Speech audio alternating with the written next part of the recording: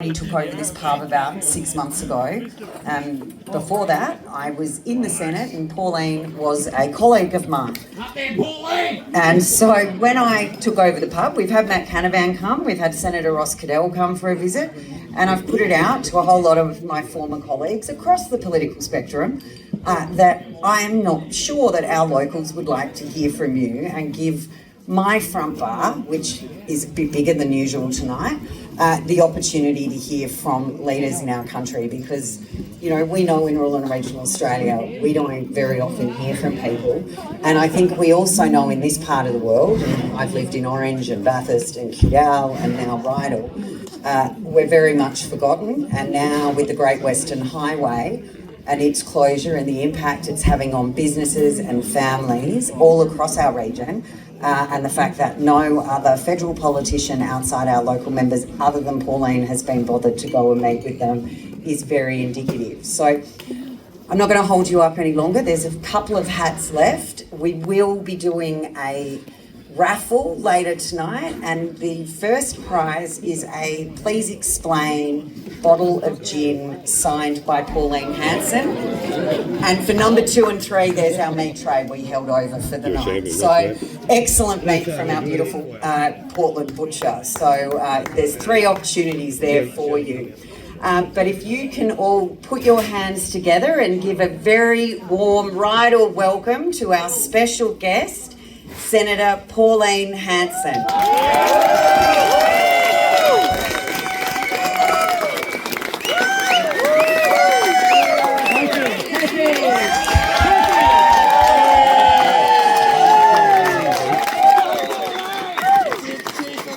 And Senator Sean Bell is here with us as well.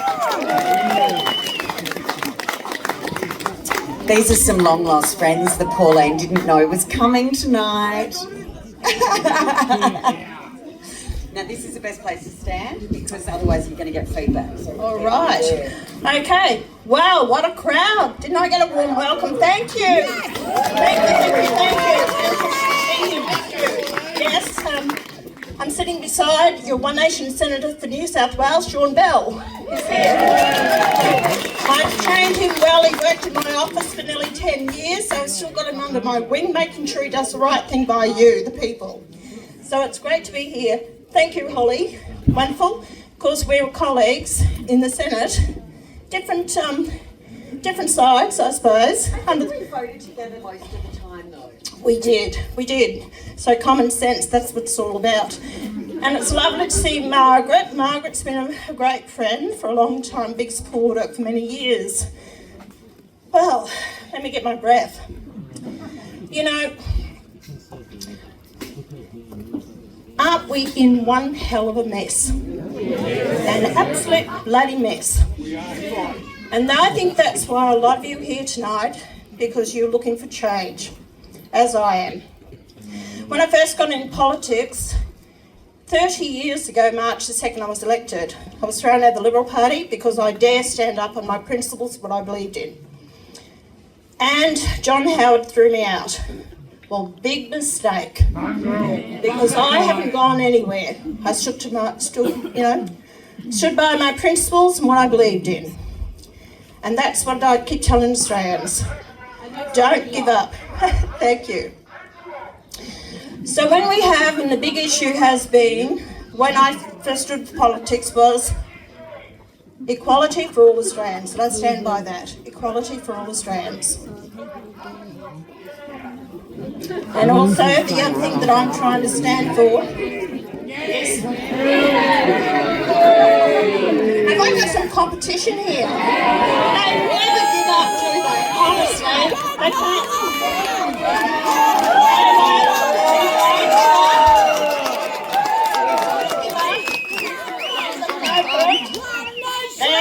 They're the ones that've got their heads buried in the sand, all the activists, all the lefties, all the woke.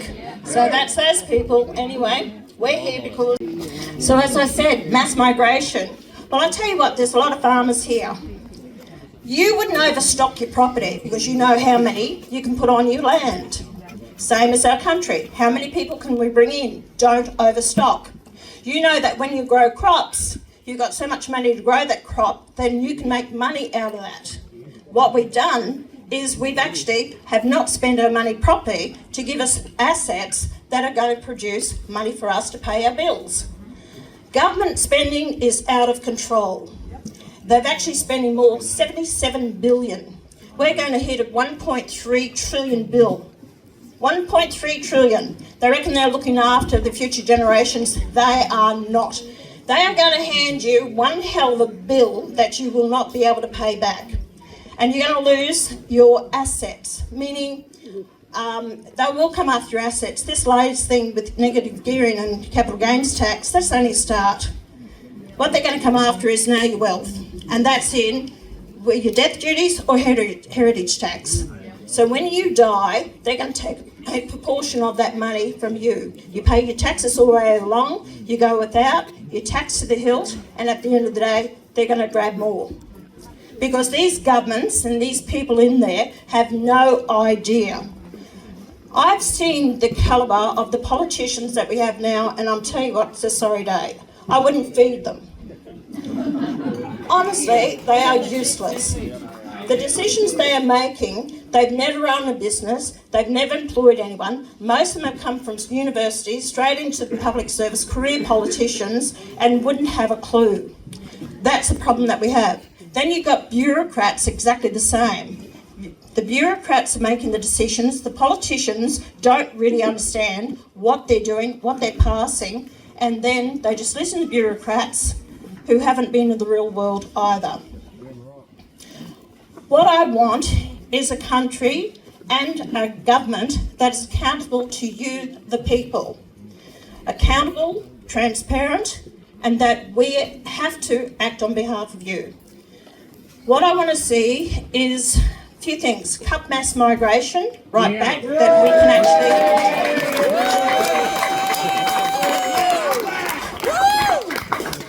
Also, what we need to do is get rid of this stupid net zero. And throw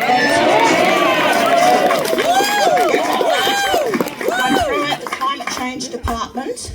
Then you've got all those bureaucrats that go with it. They'll go out the door as well. I'd actually get rid of the Aboriginal department as well. Everyone will be treated equally the same on an individual needs basis, not based on race. Then the NDIS will be it'll be railed in with all those that are scamming the system. That system was set up for people with disabilities, physical disabilities, not chronic fatigue, not these ones that might have a speech impediment or that type of thing. That is not for the NDIS. And these people, if they're getting paid $195 an hour, it's not on. So all the scammers will go, it'll be reined in, and it'll be accountable to the taxpayer. I'd like to see pensioners be able to work, aged pensioners to be able to work unlimited hours without losing their healthcare card or their pension. And the veterans as well. A lot of the aged people have been thrown on the scrap heap. All the fact is they've got their pensions and the healthcare card, would dearly love to do some work. The older people, don't disregard us. I'm up there too, I'm pension age, all right? We've got a lot to offer. So allow us to actually work without taking away our pensions, because we paid our taxes all these years. Let us work, give back to the community, socialise, get out there, put a few more dollars into their pocket, and I think that we can utilise their knowledge and experience that we so need in this country. I'm just thinking, going through the list that I've got here in my head, what needs to be done. Very long.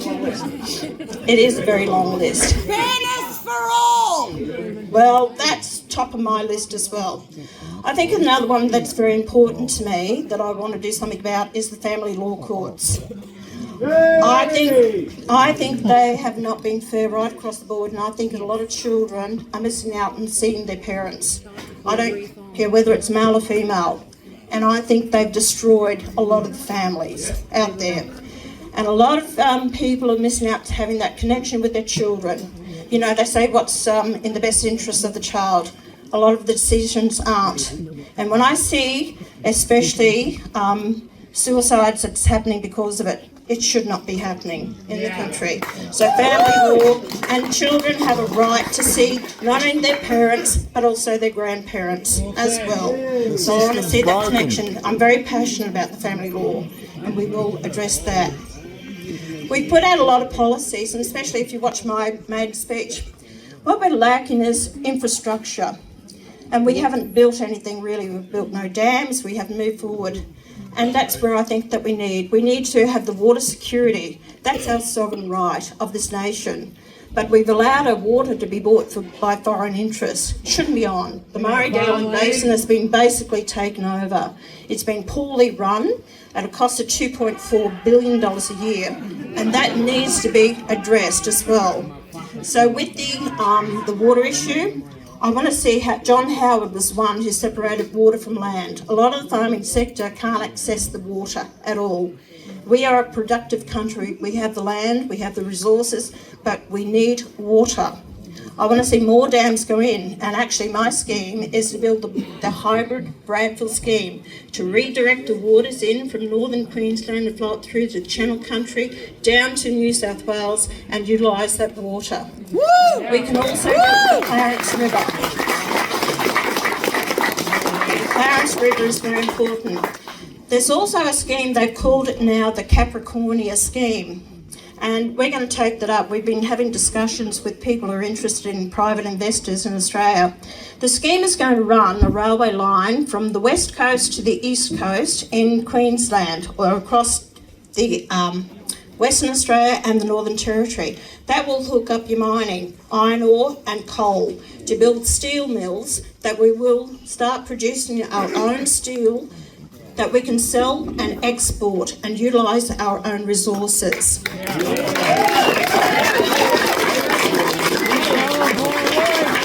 What we have failed to do is utilise the resources that we are. We are one of the most resource-rich nations in the world, but we have failed to utilise it. Both the Greens and the National Party and some of the independents have wanting to shut that down, so you can't mine coal anymore. But we can export coal to overseas nations that are burning it and building coal-fired power stations, but we don't use it ourselves. How stupid is that? You know, this climate change, we only put out 1% of emissions, yet we're selling to China that's building one coal-fired power station a week and emitting 33%. They won't come on board with the Paris Agreement till 2060. 2060. This is our government that is doing it to us. I want to put in more coal-fired power stations. We can build ones that are 90% emissions free. We can do that. We can utilise the energy that we have to restart industries and manufacturing and give cheap power, not only to those industries and manufacturing, but also to businesses and to that every household, as we used to do. Our electricity bills have gone up more than 300% in the past 5 years. Why? Because they are determined to keep putting in solar panels that are on prime agricultural land, productive agricultural land, and these wind turbines that should not be put in at all. Deliver the cheap power. It's the only way we are going to rebuild this nation, with cheap power. I will be putting out a new tax policy before the next election. I want to work with the professionals and come up with a tax plan. I want to put more money back into your pockets, but how we can do that is by reducing government spending, the waste of money.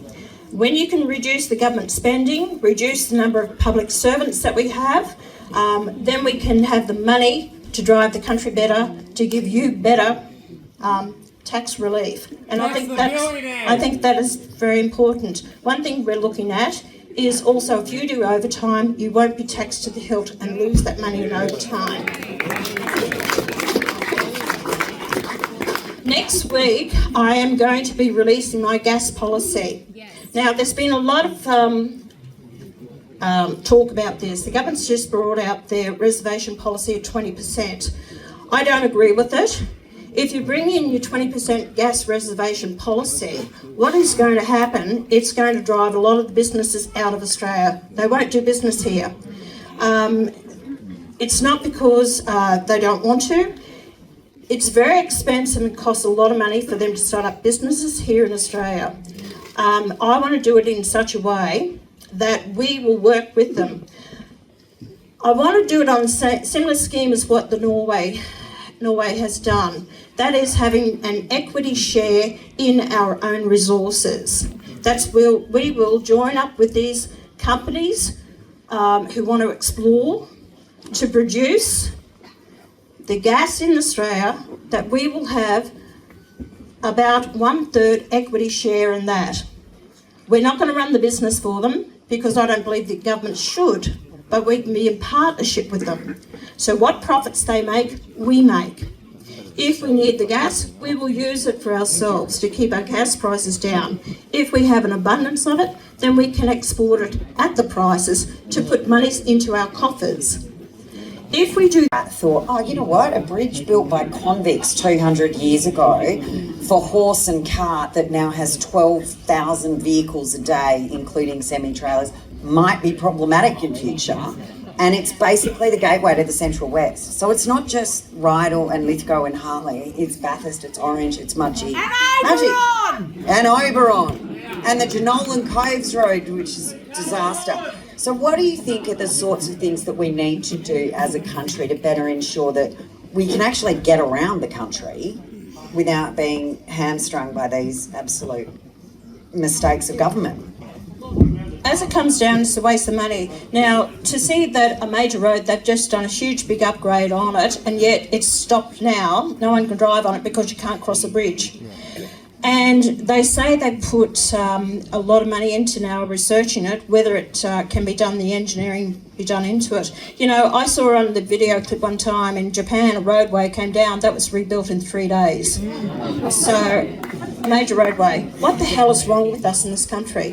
Why can't we've got the best talent, we've got engineers, we've got the people here to do it, but it's lacking from the government. And when I see this government in the budget put over $3 billion into a rail line in Victoria, I just shake my head about it. When you're stopping an area like this, a transport because of a bridge, and they're deciding how to go and do something about it. So to me, that doesn't make sense. I'll be going back, asking some questions. Of course, Sean Bell, he's your senator, so that we can see what's happening there and try and get some answers with regards to that, because it's not right, it shouldn't be happening. And I spoke to a couple of small businesses there, and they're basically gone, the staff have gone from 40 hours a week down to 8 hours a week.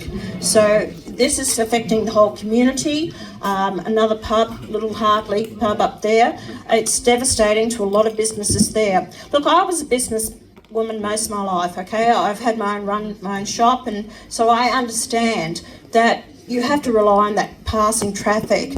And once you start going under, you can't pay your bills, you can't open your doors, you can't pay your rent, your lease, everything else goes with it. And these people put everything into it.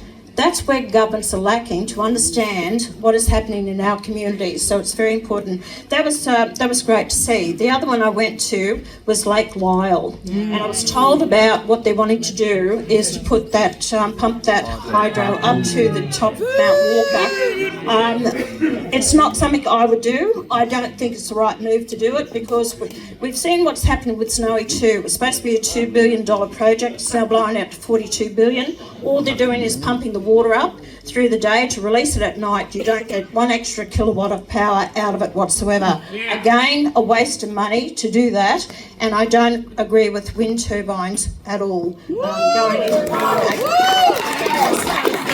So especially here in New South Wales, to see them so close to housing is ridiculous, whereas in Canberra they've got to be 5 kilometres away from the nearest house. But you treat it like mugs here in the state, and I think it's wrong to allow that to happen on someone's doorstep. I wouldn't like it. Why don't you go to the Blue Mountains? They don't care. So one of the other things I was hoping you could address tonight, because it was one of the things just before I left Parliament that I found incredibly distressing and upsetting. You brought up a motion And there's two of them I want to talk about. They were procedural in the stage they were at, but they got blocked at that procedural stage. And the first one was about puberty blockers for kids under 18. And what disgusted me, I voted with you, it was a conscience vote for the Liberal Nationals, but 4 of my Liberal Party colleagues voted with Greens and Labor to block that procedural motion. But the one that, and we've obviously just had Giggle versus Tickle, the disgusting finding upheld, and that'll be off to the High Court. But the fact that the other motion, and this really distressed me, the baby's born alive. Was it like, yeah? Baby born alive. And for those that don't understand, it's not an access to abortion, it's not a pro-choice or pro-life issue, because these are children who survive attempts of abortion. And again, 3 of my Liberal colleagues sat with Greens and Labor to block you, and that was enough for me. That has never left me. But I was hoping if you might be able to explain to everyone here the importance of this and how these social issues really reflect also how we can be economically and how we respect people. And when you won't even respect a newborn baby, who are you? Well, that's right. When the legislation was passed that you can have an abortion up to the day before that birth of the child, and these children during the abortion, so there's a few ways that they actually do it. I won't go into graphic details, but it's disgusting. But some of these children are actually born alive, cannot be looked after, cared for, whatever. Now, we've got a lot of people out there would dearly love to have a child. That should not be allowed. Especially at that late stage. I'm totally against it anyway, late stage, but if it's going to happen, that child should be survived, looked after and handed on to someone who really wants that child. That's my opinion. Although I don't agree with late abortions at that stage, I totally would rule that out. It's not an issue about whether you have abortion or not. I'm not getting into that debate tonight. The other one what Holly raised is about puberty blockers and hormone treatment. 6 times I put up on the floor of Parliament to have a Senate inquiry into it. We had mothers came to me, half a dozen, spoke to me about what's happening to their children. That means the banks and everybody else knows everything that you do. Here's a tip: if you want to get a mortgage, get the cash out of the bank before you go to Liquorland, because otherwise the bank will have a look and go, you're not allowed to buy that mortgage. But this is a problem, and so it's not only taking away cash from the economy, but also this digital ID they're pushing on us all, and where you're standing with all of that now. Thank you. Well, actually, they tried to pass to get rid of the $10,000 cash. So if you actually had a transaction of $10,000 or more, that would actually be a jail term or very heavy fine. It was One Nation that put a stop to that. We fought against it, especially Malcolm Roberts.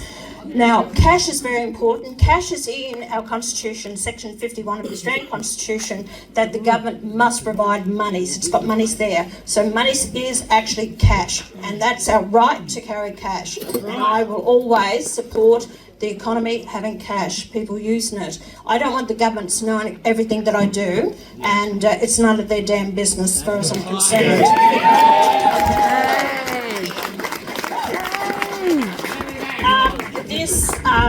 You said that digital ID. That's another way of controlling movements, and I'll tell you what will happen. In the New South Wales state government, what they've proposed is to have smart cities, all right? So in Sydney, you'll only be able to move about 15 minutes of where you live, and you've got to work in that. So they're splitting up from North Sydney to Central Sydney to the southern part of Sydney.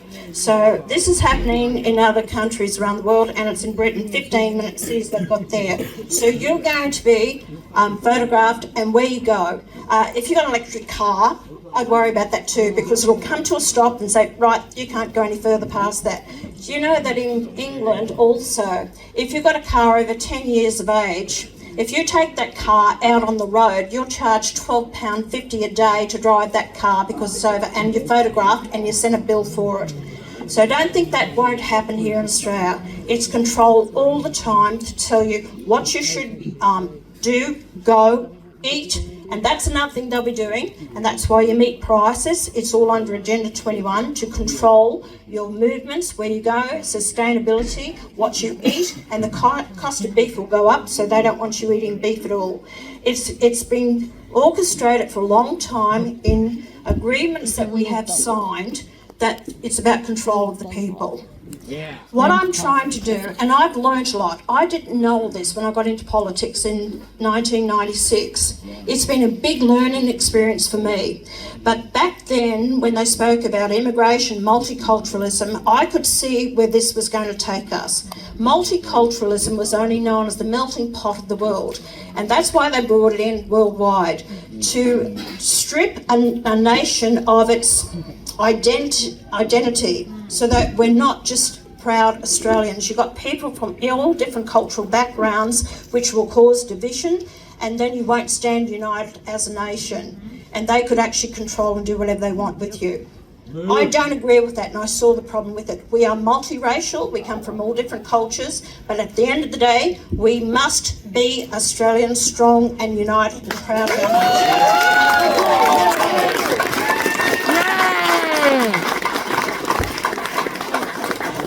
Well, it's been a huge,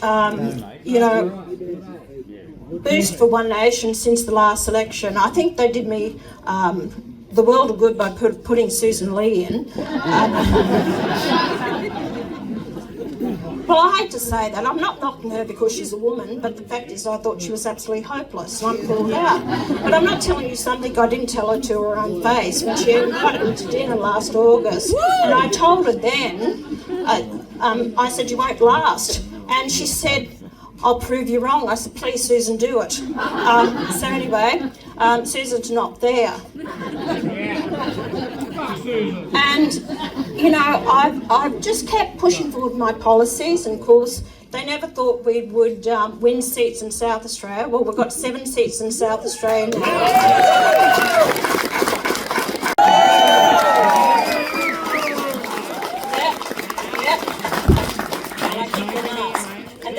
People are starting to realise that they are not representing you, the people. So tonight I'm going to announce the First Lady is Holly Hughes and Tina McQueen. These two ladies, two strong supporters of the Liberal Party in the past. Tina, you used to be? Federal Vice President. This isn't a recent decision for me or getting on the Pauline. Oh, okay, I will. I'm 100% behind Pauline, and I was just about to say it's not a recent decision to get on the success of Pauline. I discussed this with Pauline over 12 months ago. She's the only hope we've got, and I'm very happy to fully support and do whatever I can to help One Nation get over the line in the next election. Yay! It's probably the worst kept secret in the district, because I think everyone assumed that I was coming across, but I've been a member long enough that I've got my card already, so I'm also not joined 2 minutes ago, but I spoke to Pauline and I spoke to James, and we decided that we wouldn't announce it until tonight. Now, I've got a little present for you all, including you, Sean. Go, Holly, that's the best thing I've heard tonight. Now, I'm disappointed. I'm going to have to give you a hamburger and fish and chips tonight. You're not cooking me a steak in a Wagyu steak, but I've got you all a Rydal apron for cooking steaks in sandwich presses and being innovative wherever you can in the kitchen. And there's one for Tina and one for Sean. I don't know if Sean can cook, but we'll soon find out. I know Tina can't, so that'll be going to Charlie. Now, if anyone needs a warm-up act, Tina's grandson, Charlie's here, who does the best Trump impersonation you will ever see. So we may be able to encourage him to give us a show a bit later on. Thank you. Well, Tina and Holly coming across One Nation, that tells you how the party's growing. That these people have been staunch Liberal Party supporters for so long, have had enough. And they see that One Nation is the only party to actually drive change in this country. And that will come with your support as well. We will be standing candidates in the New South Wales state election next March. Woo! We are going to stand in for the federal election. And people keep saying to me, I kept saying I'll support the coalition. All right, I will support the coalition, and if they need supply and confidence, we will, but we don't want ministerial positions because I won't be controlled by them. And if I think they've got good legislation, I'll back it. If I think it's hopeless, I won't back it, and I will not lose my voice. But they keep, and few of them out there saying, no, not interested. You know, we won't join with them, we won't form a coalition. Well, you know what? They can go to hell. You know, they can go to hell. You know, it's now about One Nation is going to fight to be government to represent you on our policy.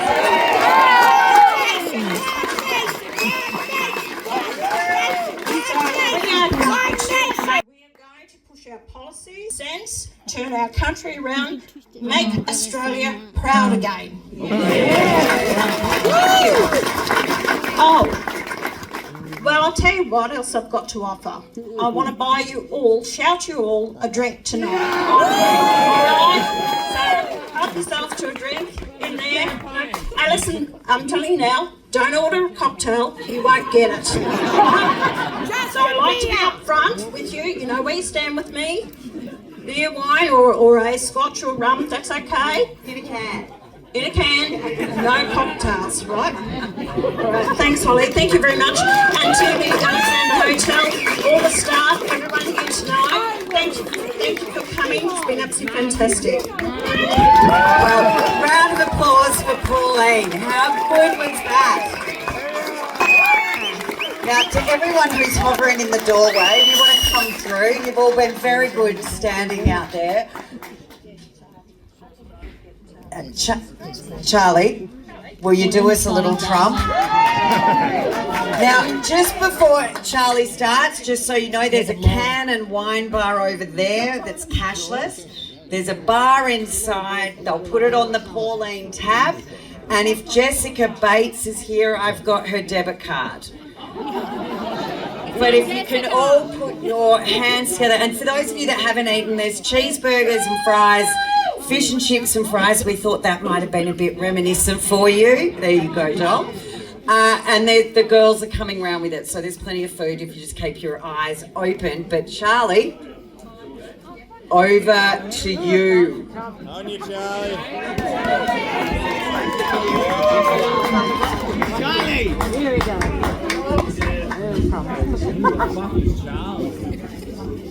Charlie from. Charlie from.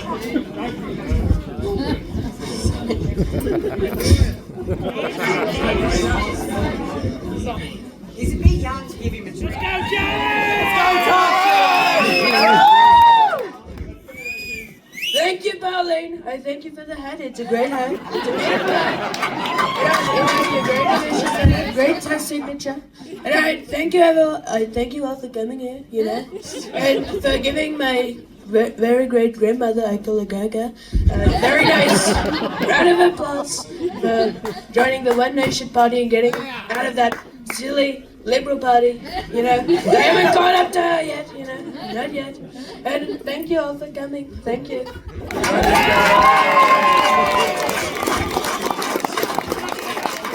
So obviously a lot of you are going to want to have photos with Pauline. We will try and set it up here. I'm going to try and give her something to eat first and a drink, and then we'll bring it back out and come through in an order.